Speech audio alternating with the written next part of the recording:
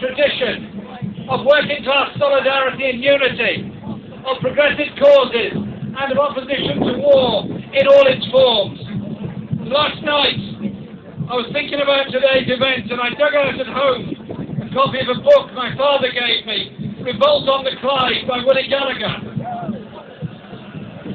And he was describing in this book the opposition to the First World War, and I'm going to very briefly quote from it. And in his very stirring words about the terror of the First World War and the loss of so many young men's lives, he said, "What a terrible attraction a war can have. The wild excitement, the illusion of wonderful adventure, and the actual break in the deadly monotony of working class life. Thousands went flocking to college on a first day." And then goes on to describe how so many of those young men never returned. They died on the trenches in the Western Front. War is slightly different now, but the causes are often the same. The profits that are made in the First World War from the arms industry, exactly the same as the profits made by Rakel, Boeing and all the others from the war in Iraq at the present time. There is an economic connection to all of this. It's 5 years ago that Parliament voted, quite wrongly and quite disgracefully, in my view, to support the then Prime Minister's call to go to war with Iraq. He told us Iraq had weapons of mass destruction. He told us Iraq was an ever-present and ready threat. And he said there would be disarmament and that would be the end of it. 5 years on, I say to all those MPs that consciously voted for war, where is your conscience now?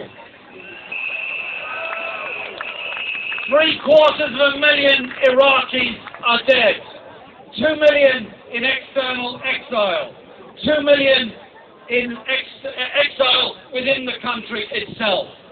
A war in Afghanistan that's taking the lives of thousands as we speak. And is the world a safer place? No. Are we safer? No. Is terrorism gone? No. Are our civil liberties at risk? Yes, they are. And so I say to those people that say this war is something that's far away and has no effect on us, if our Parliament, in my view wrongly, votes to detain people for 42 days without charge or trial, that's an attack on the civil liberties of all of us. That is not a solution. Those that have voted this money through, £9 billion has been spent on this war in Iraq. How many hospitals, how many schools, how many railways, how many roads, how many AIDS victims around the world, how many sanitation projects could have been funded with that money? How much safer the world would be if we invested money in resources for people rather than resources for killing those people that have done us no harm at all. This demonstration is of the anti-war movement, is of the campaign for nuclear disarmament, and it's about the waste of our resources and our lives on weapons. So I also say to all of you that have campaigned to get nuclear weapons off the Clyde, I'm with you on that.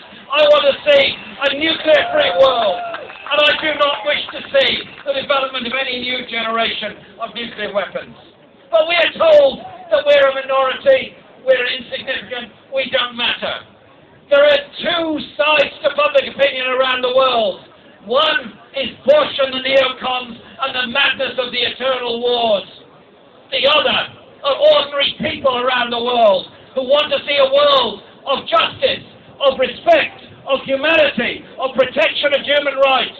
The neocon strategy of grabbing the natural resources of every country around the world, of declaring war after war and threatening to attack Iran will not bring peace. It will bring endless conflict and endless wars. Bring the troops home now. Stop the war.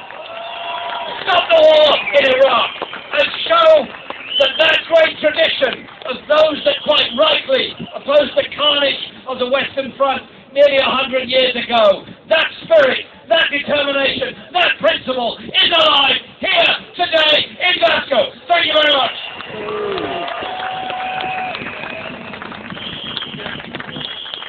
Thanks very much.